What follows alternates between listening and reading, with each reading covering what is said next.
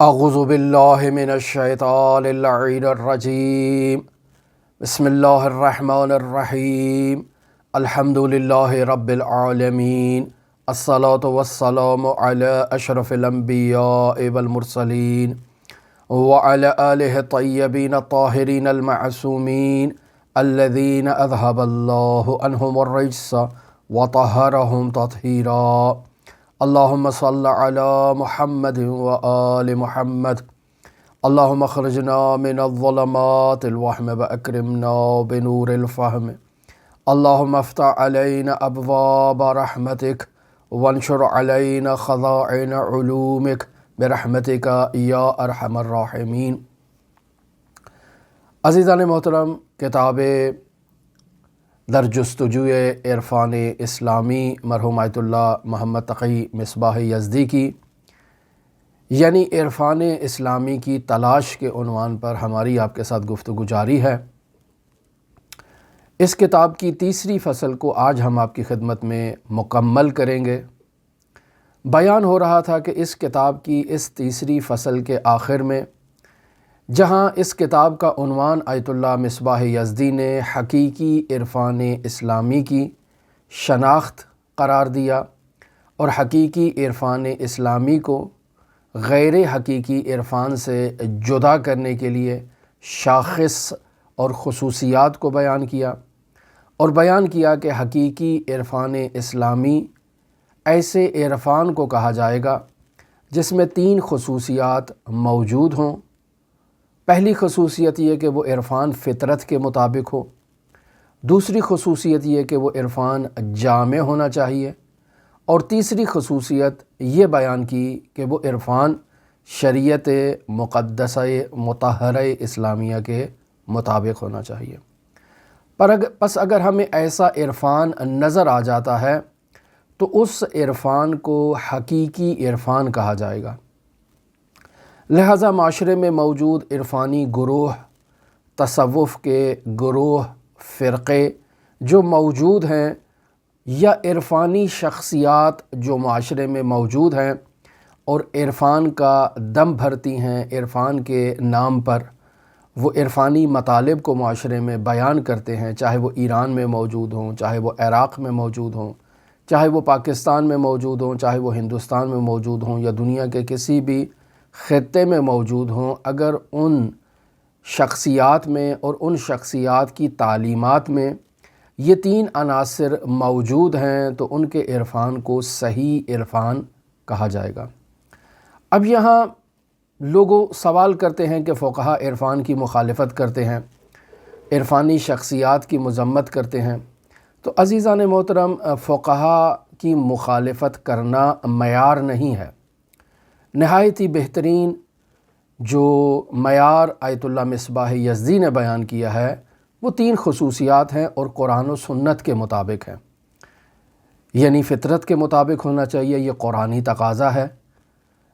جامع ہونا چاہیے، یعنی انسان کے ظاہری بعد اور انسان کے معنوی بعد کو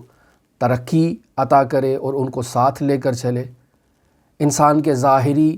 جو اعضاء ہیں اور جو انسان کی باطنی خصوصیات ہیں اور جو تقاضے ہیں ان کو مد نظر رکھتے ہوئے انسان کے ظاہری اعضاء کا استعمال کر کے انسان کو تکامل عطا کرے، تو ایسا عرفان جو ہے وہ صحیح عرفان ہے، اور وہ عرفان جو شریعت مقدسہ مطہرہ اسلامیہ کے مطابق ہے اس عرفان کو صحیح عرفان کہا جائے گا۔ لہٰذا فقہا کا مخالفت کرنا کہ فلاں شخصیت درست نہیں ہے، فلاں شخصیت درست ہے، اگر وہ مخالفت اسی معیار کو مد نظر رکھتے ہوئے کی جا رہی ہے، یعنی معاشرے میں موجود کوئی شخصیت یا کسی شخصیت کی تعلیمات یا کسی شخصیت کے عقائد یا نظریات اس معیار پر پورے نہیں اترتے، تو تب جا کر آپ کہہ سکتے ہیں کہ فقہا کی مخالفت اس وجہ سے ہے۔ لیکن ویسے اگر فقہا کو کوئی شخصیت پسند نہیں آ رہی، یا کسی شخصیت کے جو نظریات ہیں ان نظریات سے فقہا کو اگر اختلاف ہے تو یہ معیار نہیں ہے۔ فقہا فقہی مسائل میں اپنے نظریات بیان کریں، جو فیلڈ ان سے تعلق نہیں رکھتی ہے، جیسے فلسفہ ہے، جیسے عرفان ہے، یہ جن موضوعات کو فقہا نے پڑھا نہیں ہے، تخصص حاصل نہیں کیا ہے، ان میں اپنی زندگی کا ایک وقت نہیں گزارا ہے، ان معارف میں فقہا کی قضاوت جو ہے وہ درست قضاوت نہیں کہلائے گی۔ آپ معاشرے میں بھی اس قاعدے کو اور اس قانون کو پرکھ سکتے ہیں کہ ہمارے معاشرے میں بھی جو کل ہم نے گفتگو میں بیان کیا کہ جو شخص جس فیلڈ میں مہارت نہیں رکھتا، اگر وہ اس فیلڈ میں جا کر مداخلت کرنا شروع کر دے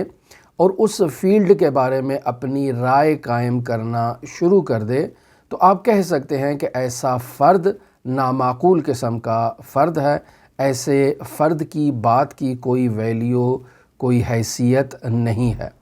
مثلا ایک فقیہ ہے، وہ جا کر جو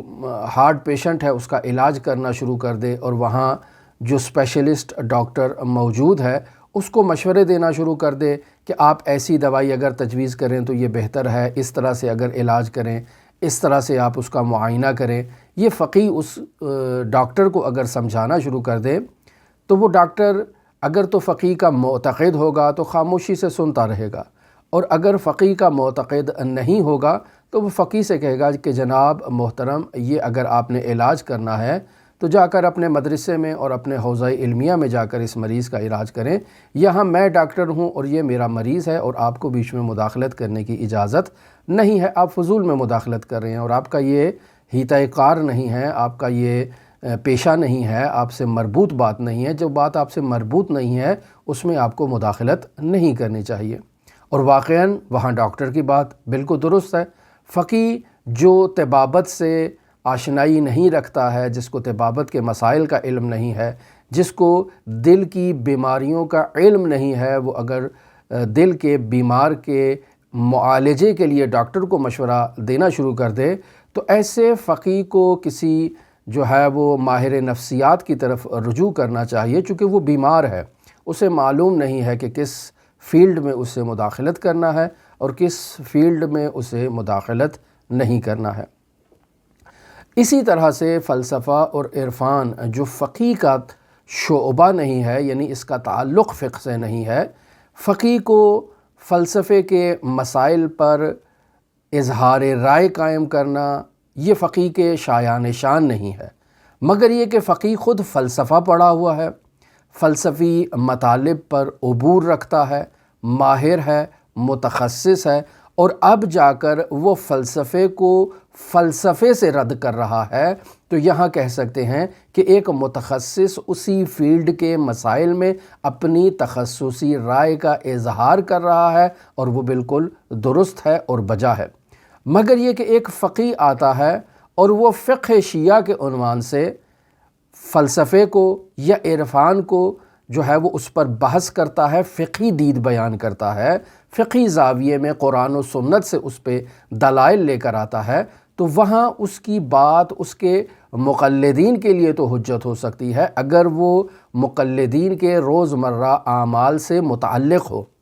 تو اس کے مقلدین اس کی بات کو اہمیت دے سکتے ہیں، وگرنہ وہ اگر ایک دوسرے فقیہ کے بارے میں اظہار رائے کرے تو یہ خود ایک فقیہ ہے، وہ بھی ایک فقیہ ہے، اس کی اپنی رائے ہے، اس نے قرآن و سنت سے فلسفے اور عرفان کے درست ہونے کو ثابت کیا ہے، اس نے فلسفے اور عرفان کو نادرست ہونے پر ثابت کیا ہے، اس کی رائے اپنی جگہ محترم ہے، اس کے خود کے لیے حجت ہے یا اس کے مقلدین کے لیے حجت ہوگی، اس فقیہ کے اوپر یا اس فقیہ کے مقلدین کے لیے اس کی رائے کی کوئی اہمیت نہیں ہے، کوئی ارزش نہیں ہے، کوئی ویلیو نہیں ہے۔ لہٰذا عزیزان محترم، یہاں لوگ اگر فقہا کے بیانات کو بیان کرتے ہیں کہ فقہا نے یہ کہہ دیا وہ کہہ دیا، تو فقہا کے بیانات کی کوئی حجت نہیں ہے۔ ہم آپ کی خدمت میں شخصیات کا نام نہیں لے رہے، کسی شخصیت پر ہٹ نہیں کر رہے، ہم کلی قاعدہ بیان کر رہے ہیں کہ مرحوم آیت اللہ مصباح نے بہت خوبصورت انداز میں قرآن و سنت سے اس بات کو بیان کر دیا کہ اگر فلسفے اور عرفان، البتہ ہم اس کو فلسفے پر عمومیت دے رہے ہیں، وگرنہ مرحوم آیت اللہ مصباح نے صرف عرفان سے متعلق گفتگو کی ہے کہ وہ عرفان جو فطرت کے مطابق ہو، وہ عرفان جو جامع ہو، وہ عرفان جو شریعت کے مطابق ہو، اس عرفان کا پرچار کرنا چاہیے۔ اب یہاں پر بعض لوگ معاشرے میں حسد کی خاطر، تعصب کی خاطر، تنگ نظری کی خاطر یا بعض ایسی مباحث کی خاطر جن مباحث میں ان کا تخصص نہیں ہے، مہارت نہیں ہے، ان مباحث کو نہ سمجھنے کی بنیاد پر وہ اگر عرفانی شخصیات یا عرفانی موضوعات پر اظہار رائے کریں تو یقینی بات ہے چونکہ ان کی وہ فیلڈ نہیں ہے، ان کی رائے محترم نہیں ہوگی۔ اور اسی چیز کو ہم معاشرے میں شخصیات کے بارے میں مشاہدہ کرتے ہیں کہ لوگ تعصب سے کام لیتے ہیں اور عرفانی شخصیات کو تنقید کا نشانہ بناتے ہیں، عرفان کے پیروکاروں کو تنقید کا نشانہ بناتے ہیں۔ مرحوم آیت اللہ مصباح یزدی نے اس فصل کے آخر میں نہایت ہی اہم سوالات کو بیان کیا ہے اور عمدتاً 3 سوال بیان کیے ہیں۔ پہلا سوال آیت اللہ مصباح یزدی نے یہ بیان کیا کہ کیا ہم عرفانیات میں دوسرے غیر الہی مسالک سے، مکاتب سے اور ادیان میں موجود جو عرفانی دستور العمل ہے کیا ہم ان کو وہاں سے لے کر اور ان پر عمل کر سکتے ہیں؟ یعنی اگر ہم غیر الہی عرفانی مکاتب اور غیر الہی ادیان میں جو اس وقت معاشرے میں موجود ہیں ان ادیان کا مطالعہ کریں تو ان ادیان میں کچھ ایسی عملی روشیں موجود ہیں، کچھ ایسے پریکٹیکلز، کچھ ایسے دستور العمل موجود ہیں کہ جن پر اگر انسان عمل کرے تو اس کو اپنے وجود میں تبدیلی نظر آتی ہے۔ بطور مثال دی گئی کہ ہندو عرفان میں یہ جو جوگی ہوتے ہیں، یہ جو ریاضتیں کرنے والے افراد ہوتے ہیں جنہیں مرتاض کہا جاتا ہے، یہ لوگ اپنے شاگردوں کو ایک ایسا وظیفہ دیتے ہیں کہ انسان کسی ایک چیز پر اپنی آنکھوں کو ٹکٹکی باندھ کر باقاعدہ اپنی آنکھوں کی توجہ کو کسی شے پر متمرکز کرے، متوجہ کرے، اور بطور معمول کہا جاتا ہے کہ ایک موم بتی جلا کر تاریک کمرے میں انسان بیٹھ جائے اور مسلسل اس موم بتی کی شمع کی طرف جو ہے وہ روشنی کی طرف نظر جمائے رکھے اور دیکھتا رہے اور مسلسل دیکھتا رہے، تو ایسے میں انسان کی توجہ صرف اس موم بتی پر ہوگی اور آہستہ آہستہ انسان کے ذہن سے دوسرے خیالات اور افکار جو ہیں وہ نکلنا شروع ہو جائیں گے، اور جس قدر انسان اس کام میں مداومت کا اظہار کرے گا انسان کی توجہ متمرکز ہوتی جائے گی۔ تو اگر انسان ایسا کام ان ہندوؤں سے اخذ کر لے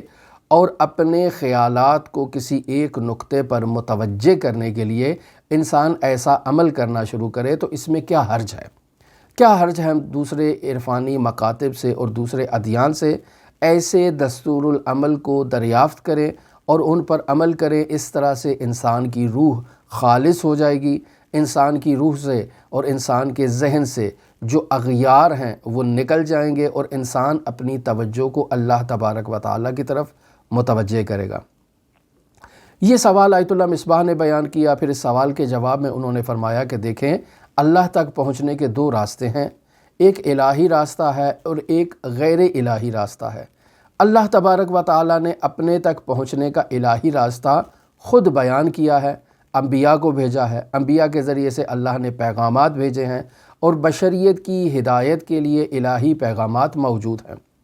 بشر نے آ کر الہی پیغامات میں تحریف ایجاد کی اور ادیان الہی کو اپنی نفسانی خواہشات کے مطابق تبدیل کر دیا اور ادیان تحریف شدہ ہو گئے۔ آخری دین محمد مصطفیٰ صلی اللہ علیہ وآلہ وسلم کا دین ہے اور آخری کتاب قرآن مجید ہے، اور قرآن مجید کی حفاظت کی ذمہ داری خود خداوند متعال نے اپنے ذمے لے رکھی ہے۔ لہٰذا قرآن مجید میں کسی قسم کی تبدیلی ایجاد نہیں ہوئی ہے، کسی قسم کی تحریف ایجاد نہیں ہوئی ہے۔ البتہ یہاں مفسرین کہتے ہیں کہ قرآن کے معانی کو سمجھنے میں تحریف ہو سکتی ہے۔ ایک آیت قرآنی ہے، اس آیت قرآنی کا کیا مطلب ہے، اس سے ہم کیا سمجھ رہے ہیں، ہم اپنی سمجھ میں کوتاہی کا شکار ہو سکتے ہیں، لیکن وہ آیت اپنی جگہ بالکل درست ہے، اس میں کسی قسم کی تبدیلی نہیں ہوئی ہے۔ لہٰذا کل قرآن میں کسی قسم کی تبدیلی نہیں ہوئی ہے، نہ اس میں کوئی ایک کلمہ اضافہ ہوا ہے، نہ ایک کلمہ اس سے کم ہوا ہے۔ لہٰذا تحریف قرآن میں مسلمانوں کا یہ عقیدہ ہے، شیعیان حیدر کرار کا یہ عقیدہ ہے کہ قرآن میں تحریف ایجاد نہیں ہوئی ہے۔ البتہ فہم مطلب میں ہم اس کو عملی طور پر مشاہدہ کر رہے ہیں کہ لوگوں نے مختلف معانی کو آیات قرآنی سے اخذ کیا ہے۔ مثلا آپ یہی وضو کی مثال لے لیں، شیعیان حیدر کرار قرآن مجید کی آیہ وضو سے جو معنی لیتے ہیں اس کے مطابق وہ ایک مختلف انداز میں وضو کرتے ہیں۔ اہل سنت حضرات اسی آیہ وضو سے ایک اور معنی لیتے ہیں، لہٰذا ان کا وضو شیعیان حیدر کرار کے وضو سے بالکل مختلف ہے۔ تو یہ معنی کا جو اخذ کرنا ہے اور اس معنی میں اتنا بڑا تفاوت کا ایجاد ہو جانا، یہ اس بات کی دلیل ہے کہ مسلمانوں نے فہم قرآن میں تحریف سے کام لیا ہے، وگرنہ خود قرآن میں تحریف نہیں ہے۔ لہٰذا سابقہ ادیان میں تحریفات ہوئیں، اور یہاں آیت اللہ مصباح بیان کر رہے ہیں کہ اگر ان ادیان میں کوئی ایسا صحیح مطلب آپ کو دکھائی دیتا ہے جو قرآن و سنت سے مطابقت کرتا ہو، تو آپ یہ کہہ سکتے ہیں کہ وہ مطلب در واقع اللہ کے صحیح دین میں موجود تھا اور اس مطلب میں تحریف نہیں ہوئی ہے۔ اس کے علاوہ آپ اس دین میں موجود جو تعلیمات ہیں جو اسلامی تعلیمات سے مطابقت نہیں رکھتی ہیں، آپ انہیں تحریف پر مشتمل تعلیم تصور کریں۔ اب وہ جو صحیح نقطہ ہے، اب یہ ضروری نہیں ہے کہ اس صحیح نقطے کو آپ جو ہے وہ یہودیوں سے لیں یا مسیحیت سے لیں، چونکہ وہ خود اسلام میں موجود ہے۔ لہٰذا خداوند متعال نے دین مبین اسلام کو ایک جامع دین کے طور پر متعارف کروایا ہے، اور اسلام میں بشریت کی رہنمائی کے لیے تمام امور کو خداوند متعال نے بشریت کے لیے بھیج دیا ہے، بتا دیا ہے، ابلاغ کر دیا ہے۔ اور یہ صرف اسلام کے ساتھ مخصوص نہیں تھا، خداوند متعال نے بشر کی خدا جوئی اور خدا کی تلاش سے متعلق جو اس کی فطری آواز تھی، جو بشر کی فطرت سے اٹھتی تھی، خداوند متعال نے ہر دور میں انبیاء کو بھیجا تاکہ وہ بشریت کی اس فطری پیاس کو بجھانے کے لیے اقدامات انجام دیں، اور انبیاء تشریف لائے اور انہوں نے الہی پیغام کے ذریعے سے دین بتایا، پیغام بتایا، اللہ تک پہنچنے کا راستہ بتایا۔ بعد میں انبیاء کے جانے کے بعد اس کی امت نے باقاعدہ تحریف ایجاد کی، لہٰذا اس تحریف کے بعد بھی اگر اس دین میں کوئی صحیح مطلب آپ کو نظر آتا ہے تو وہ دین اسلام میں بھی آپ کو نظر آئے گا، اور باقی جو مطالب اس دین میں موجود ہیں جن کی اسلام نفی کرتا ہے تو آپ یقین کر لیں کہ وہ مطالب تحریف شدہ ہیں۔ بس آیت اللہ مصباح کہہ رہے ہیں کہ اللہ تک پہنچنے کا دو راستہ ہے، ایک راستہ الہی راستہ ہے اور دوسرا راستہ شیطانی راستہ ہے، کہ الذی یوسوس فی صدور الناس من الجنۃ والناس، کہ یہ شیطان لعین انسانوں کے اور جنوں کے صدور میں اور دلوں میں وسواس ڈالتا ہے اور انہیں راہ ہدایت سے گمراہ کرتا ہے۔ پس شیطانی راستے پر چلنے کی ہمیں اجازت نہیں ہے، ہم نے صرف الہی راستے پر چلنا ہے، اور الہی راستے میں بھی ہمارے پاس دین مبین اسلام موجود ہے۔ اب جہاں تک اس خصوص مسئلے کا تعلق ہے کہ انسان کیا کسی موم بتی کی طرف توجہ کر کے اس موم بتی سے اپنے ذہنوں کے خیالات کو خالی کر سکتا ہے یا خالی نہیں کر سکتا، تو عزیزان محترم سیر و سلوک میں ہمارے بعض عرفاء اس روش پر عمل کی اجازت دیتے ہیں، لیکن اس کے لیے خاص شرائط کو قرار دیتے ہیں، اور فرماتے ہیں کہ چونکہ یہ ایک نہایت ہی حساس مرحلہ ہے اور اس مرحلے سے انسان کے گمراہ ہونے اور انسان کے بے دین ہونے کے چانسز زیادہ ہیں، شیطانی جال میں اور شیطانی چنگل میں پھنسنے کے جو مواقع ہیں وہ اس میں بہت زیادہ ہیں، لہٰذا کسی کو اس بات کی اجازت نہیں ہے کہ وہ ایسے وظائف پر عمل کرے، مگر یہ کہ اس کا استاد واقعاً کوئی ایسا فقیہ استاد ہو جو دین مبین کو اچھی طرح سے سمجھتا ہو، اور وہ ان راستوں کو طے کرنے میں اپنے شاگرد کی رہنمائی کے لیے خود ہمہ وقت موجود ہو، اور وہ شاگرد کو لمحہ بلمحہ مرحلہ بمرحلہ ان مراحل سے اگر عبور دے تو انسان اس استاد کامل کی ہدایت کے مطابق اور اس کی رہنمائی کے مطابق اس عمل کو انجام دے سکتا ہے۔ اور اس موضوع کی تفصیل ہم نے رسالہ سیر و سلوک اور رسالہ لب اللباب کے آخری مباحث میں بیان کی، چونکہ اس مطلب کو وہاں مرحوم سید مہدی بحر العلوم نے بیان کیا ہے، اسی موم بتی کو رکھ کے، اسی شمع کو رکھ کے۔ البتہ وہاں صرف موم بتی کی قید نہیں لگائی گئی، وہاں کسی تصویر کا بھی ذکر ہے کہ انسان کسی تصویر کو بھی رکھ سکتا ہے، اللہ کے اسماء میں سے کسی اسم مبارک کو بھی اپنے سامنے رکھ سکتا ہے اور اس پر توجہ کر سکتا ہے، لیکن اس توجہ کی حالت میں انسان کو اس بات کی طرف توجہ دینی چاہیے کہ جس چیز پر وہ توجہ کر رہا ہے وہ اللہ نہیں ہے، اور انسان کو خداوند متعال کے مقابلے میں اس کا شریک انسان اس کو قرار نہ دے۔ اور یہاں ہم اس جگہ رسالہ لب لباب میں بیان کر چکے کہ اکثر ہندو لوگ جو خداوند متعال تک پہنچنے کی اشتیاق رکھتے تھے اور انہوں نے باقاعدہ طور پر شخصیات کو مجسم کیا اور ان کی طرف توجہ کی، یا ایسی ہی چیزوں کو مجسم کیا اور ان کی طرف توجہ کر کے وہ ایک اپنے اذہان سے خیالات کو برطرف کرنا چاہتے تھے، جس کے نتیجے پہ وہ بت پرستی کی طرف راغب ہو گئے۔ لہٰذا یہ ایک نہایت ہی حساس مرحلہ ہے، اس میں انسان کو ایسے داخل نہیں ہونا چاہیے۔ پھر اس کے بعد آیت اللہ مصباح یزدی نے اس سوال کو بیان کیا کہ ان باطل غیر الہی مسالک میں موجود حق پر مشتمل جو مطالب ہیں، یہ مطالب کیوں پائے جاتے ہیں؟ تو عزیزان محترم، اس کا جواب بھی ہم خدمت میں آپ کے بیان کر چکے کہ در واقع یہ ادیان الہی تھے۔ خداوند متعال نے بشر کو اپنی طرف رہنمائی کرنے کے لیے بشر کو الہی تعلیمات عطا کی ہیں۔ بشر نے ان تعلیمات میں تحریف ایجاد کی ہے، لہٰذا ان ادیان میں اگر آپ کو کوئی صحیح مطلب ملتا ہے تو وہ صحیح مطلب آپ کو اسلام میں بھی مل جائے گا، اور اگر وہ مطلب جو اسلام کے اپوزٹ ان ادیان میں موجود ہے، اسلام اس مطلب پر آپ کو عمل کرنے کی اجازت نہیں دے گا۔ جیسے کہ قصاص سے متعلق خداوند متعال نے باقاعدہ تورات میں بھی حکم فرمایا ہے، لہٰذا سورہ مائدہ کی آیت نمبر 45 میں خداوند متعال نے ارشاد فرما دیا وَقَتَبْنَا عَلَيْهِمْ فِيهَا، کہ ہم نے ان لوگوں کے لیے اس کتاب تورات میں باقاعدہ اس مطلب کو مکتوب کر دیا تھا، بھیج دیا تھا پیغام کی صورت میں کہ ان النفس بالنفس، کہ نفس کا قصاص نفس سے ہوگا، والعین بالعین، آنکھ کا قصاص آنکھ سے ہوگا، کان کا قصاص کان سے ہوگا، اور یہ ایک تفصیلی آیت ہم اس موضوع پر آپ کے ساتھ گفتگو کر چکے ہیں۔ لہٰذا ان تحریف شدہ باطن ادیان میں اگر آپ کو صحیح مطلب ملتا ہے تو اسلام میں بھی وہ آپ کو نظر آئے گا۔ جیسے بیان ہوا کہ دین زرتشت میں 3 کلمات کو اساس قرار دیا گیا ہے۔ اچھا کلام کرنا، یہ اسلام بھی اس بات کی تائید کرتا ہے کہ انسان کا کلام نیک ہونا چاہیے۔ اچھا عمل کرنا دین زرتشت میں بھی بیان کیا گیا ہے، دین اسلام میں بھی بیان کیا گیا ہے۔ اچھی سوچ کا حامل ہونا دین زرتشت میں بھی بنیادی کلمے کی حیثیت رکھتا ہے، اور اسلام میں بھی باقاعدہ طور پر انسان کو اچھا کلام، اچھا عمل اور اچھی سوچ کی ترغیب دلائی ہے۔ پھر اس کے بعد سوال ہوا کہ کیا عرفان علماء شیعہ کے پاس یا علماء کے انحصار میں ہے؟ غیر عالم عارف نہیں ہو سکتا، اور غیر عالم کو اگر عرفان سیکھنا ہے تو صرف عالم کے پاس رجوع کرنا ہوگا اور غیر عالم کی طرف رجوع نہیں کر سکتا۔ تو عزیزان محترم، اس نقطے کو بیان کیا کہ یہ باقاعدہ ایک اصول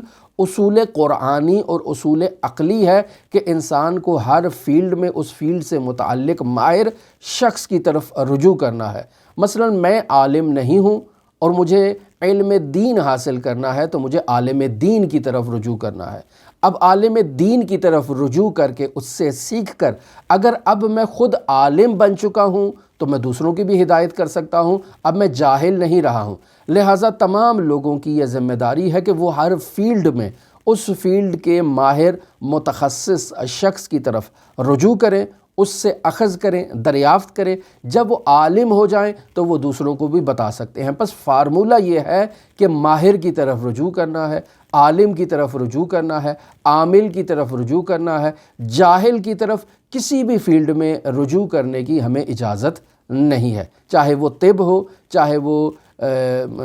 کنسٹرکشن ہو، یا اس کے علاوہ جو بھی فیلڈ ہو، ہمیں عالم کی طرف اور باقاعدہ متخصص کی طرف، اسپیشلسٹ کی طرف رجوع کرنا ہے۔ اسی کتاب کی اسی فصل میں آخری سوال جسے آیت اللہ مصباح ایڈریس کر رہے ہیں اور بیان کر رہے ہیں، وہ فرماتے ہیں کہ اگر انسان عرفان میں جامعیت اختیار نہیں کرے گا تو پھر کیا ہوگا؟ یعنی کیا ایسا ممکن ہے کہ انسان کو اجازت دی جائے کہ جب وہ اللہ کی طرف سفر کر رہا ہے تو اپنے تمام ابعاد سے وہ اللہ کی جانب سفر نہ کرے، اور اگر وہ اللہ کی طرف سفر نہیں کرتا اپنے تمام ابعاد کے ساتھ تو کیا ہوگا؟ اسے کیا کرنا چاہیے؟ ایک اس طرح کا سوال وہ اس فصل کے آخر میں بیان کر رہے ہیں، اور در واقع یہ ان بنیادی خصوصیات اور شرائط میں سے دوسری خصوصیت کی طرف بازگشت کرتا ہے کہ انسان کے پاس دو ابعاد ہیں، ایک اس کا مادی پہلو ہے، ایک اس کا روحانی پہلو ہے، اور انسان نے اپنے مادی بعد کے ہر زاویے سے متعلق جو حکم الہی ہے اس کے مطابق اس نے عمل کرنا ہے، کسی چیز کو نظر انداز نہیں کر سکتا، کسی چیز کو چھوڑ نہیں سکتا، ترک نہیں کر سکتا۔ لہٰذا وہاں بنیادی طور پر اس سوال کا جواب تفصیل سے بیان کر دیا۔ یہاں آیت اللہ مصباح بیان کر رہے ہیں کہ اگر کسی کے ذہن میں ایسا سوال آتا ہے تو یہ سوال در واقع شیطانی تلقین کا نتیجہ ہے، یعنی یہ سوال شیطان نے اس کے ذہن میں منتقل کیا ہے، اور شیطان اسے یہ بتانا چاہ رہا ہے، یہ سمجھانا چاہ رہا ہے کہ اگر انسان اپنے تمام وجودی ابعاد کے ساتھ اللہ تبارک و تعالیٰ کی جانب سفر نہیں کرتا تو اس میں کیا حرج ہے۔ انسان اگر اسلام کے بعض احکام پر عمل کرتا ہے، بعض احکام کو ترک کر دیتا ہے، نظر انداز کر دیتا ہے، تو اس میں کوئی حرج نہیں ہے، بالآخر اس نے کچھ تو انجام دیا ہے۔ تو یہ اس قاعدے کے مطابق کہ وہ اگر سب چیزوں کو اسلام سے حاصل نہیں کر سکتا، سب چیزوں پہ عمل نہیں کر سکتا، تو اس کا یہ مطلب تو نہیں کہ وہ سب کو ترک کر دے اور سب کو چھوڑ دے۔ جو کچھ حاصل کر سکتا ہے، جو کچھ عمل کر سکتا ہے، لاعقل اس پر تو عمل کرے۔ تو کیا اسلام کے بعض احکام پر اکتفا کیا جائے، انحصار کیا جائے، اور بعض کو عمدن جان بوجھ کر جو ہے وہ نظر انداز کرنے کی اجازت دے دی جائے سیر و سلوک میں اور عرفانیات میں، تو یہ سوچ در واقع ایک باطل سوچ ہے۔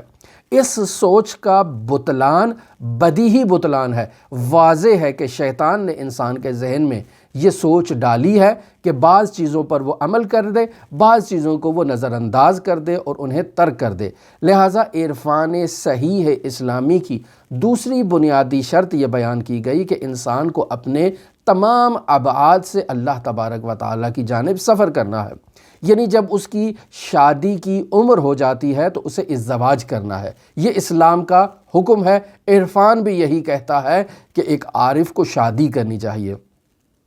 اسے اپنی زوجہ سے صاحب اولاد ہونا چاہیے، اسے اپنے بچوں کی تربیت کرنی چاہیے۔ اس عارف کے لیے جس قدر ممکن اور پاسبل ہے اول وقت میں اسے نماز ادا کرنی چاہیے، اور زیادہ تاکید کی گئی ہے اول وقت میں نماز کی۔ اس عارف کی یہ ذمہ داری ہے کہ ماہ مبارک رمضان میں یہ واجب روزے رکھے، اور سال بھر میں جو موجود مہینے ہیں ان مہینوں میں بھی جو مناسب اوقات روزے کے متعلق استحبابی بیان کیے گئے ہیں، اگر اس کے لیے ممکن ہے تو ان اوقات میں روزہ رکھے۔ اسلام یہ کہتا ہے کہ صلہ رحمی کی جائے، ایک عارف کو بھی یہی عرفان کہتا ہے کہ وہ صلہ رحمی کرے۔ اسلام کہتا ہے کہ ایک عارف انفاق کرے، اب چاہے وہ انفاق واجب ہے یا انفاق مستحب ہے۔ اگر واجب ہے تو اس کے وجوب کی شرائط کا لحاظ رکھے، اگر مستحب ہے تو مستحب انداز میں۔ لہٰذا اسی طرح سے نوافل یومیہ سے متعلق ہے کہ انسان روز برہ زندگی میں جو ایام ہیں، جو نوافل اس کے لیے مستحب قرار دیے گئے ہیں،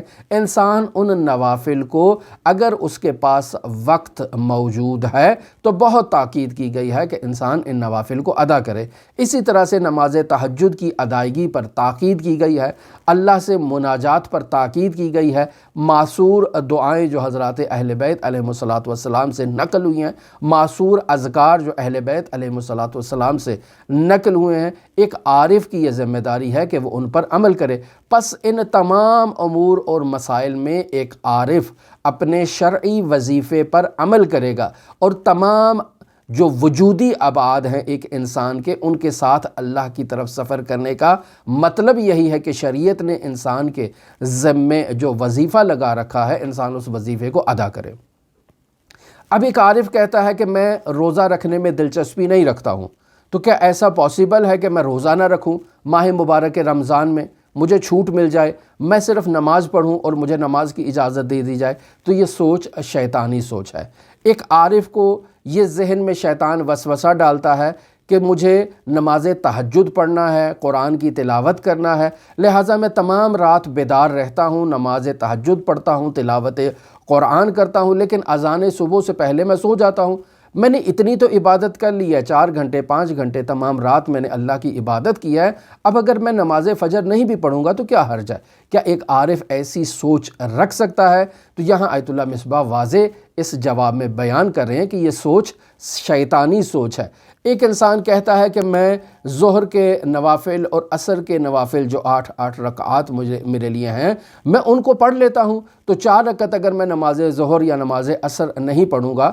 تو اس میں کیا حرج ہے؟ تو یہ شیطانی سوچ ہے۔ انسان کو اپنے تمام وجودی ابعاد کے ساتھ اللہ تبارک و تعالیٰ کی جانب سفر کرنا ہے۔ جو خداوند متعال نے اس کے لیے وظائف مقرر کیے ہیں ان وظائف کو ادا کرنا ہے۔ جو مستحبات اس کے ذمے لگائے ہیں، اگر اس کے پاس کوئی بہانہ کوئی عذر موجود نہیں ہے اور وہ ان مستحبات کو ادا کر سکتا ہے تو پھر اسے اجازت دی گئی ہے کہ وہ ان مستحبات پر بھی عمل کرے۔ لہٰذا انسان کو اس بات کی اجازت نہیں دی گئی کہ وہ اپنے واجبات میں سے بعض واجبات کو ترک کر دے اور بعض واجبات کو انجام دے، یا بعض مستحبات کو واجبات پر فوقیت دے اور ترجیح دے۔ ایسی اجازت اسلام نے کسی مسلمان کو نہیں دی ہے، اور جب اسلام نے اجازت نہیں دی ہے تو عرفان بھی اس بات کی اجازت نہیں دیتا ہے۔ پس اسلام میں عمل کے لیے قدرت اور طاقت کو شرط قرار دیا گیا ہے۔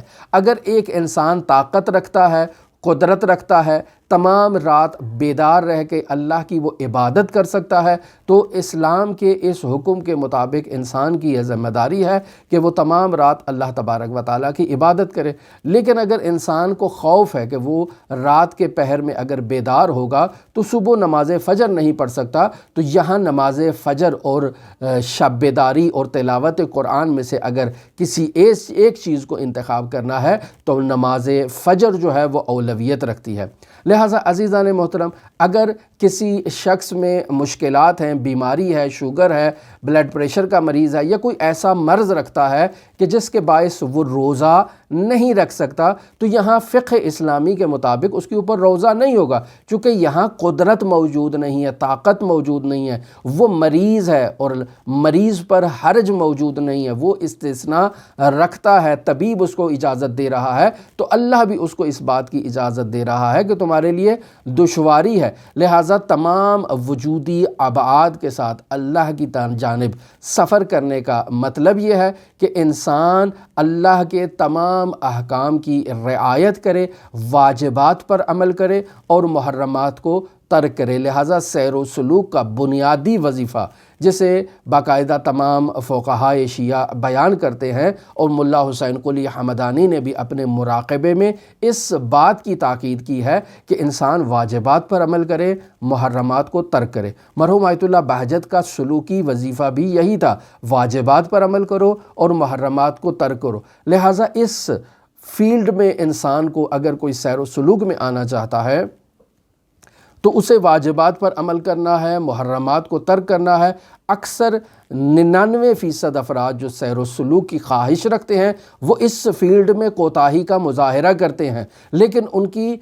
جو شدت ہے وہ آپ ملاحظہ کریں کہ وہ فوراً تقاضا کریں گے کوئی ذکر دیں، کوئی چلہ دیں، کوئی ورد دیں، کوئی ایسا عمل بتائیں کہ جس عمل کو انجام دینے سے ہماری روح تازہ ہو جائے، ہمیں اچھے خواب دکھائی دینا شروع ہو جائیں، ہمیں امام زمانہ کی زیارت ہونا شروع ہو جائے، ہمیں طی الارض ہونا شروع ہو جائے۔ ایسی چیزوں کا بہت زیادہ ڈیمانڈ اور مطالبہ مارکیٹ میں لوگوں کے وجود میں موجود ہوتا ہے، اور وہ اساتید سے، علماء سے ایسی باتوں کا سوال کرتے ہیں۔ لیکن اگر انہی کی زندگی میں جائزہ لے لیا جائے تو ان کی زندگی میں یا آپ کو واجبات میں کمی نظر آئے گی کہ وہ واجبات کو ادا نہیں کر رہے یا محرمات سے اجتناب نہیں کر رہے، اور ہمارے معاشرے میں محرمات اس قدر رائج ہو چکے ہیں کہ انسان انہیں حرام ہی تصور نہیں کرتا ہے۔ مثلا یہی سب سے زیادہ محارم کا مسئلہ ہے، یہ جو خواتین کا مسئلہ ہے، انسان گھروں میں موجود ہے، خواتین پردہ نہیں کرتی ہیں، ہمارے چچے کا بیٹا ہے، پھپھا کا بیٹا ہے، خالو ہے، تو ہمیں ان سے کیا پردہ کرنے کی ضرورت ہے؟ لہٰذا خواتین بھی پردہ نہیں کرتی ہیں، مرد حضرات بھی اجتناب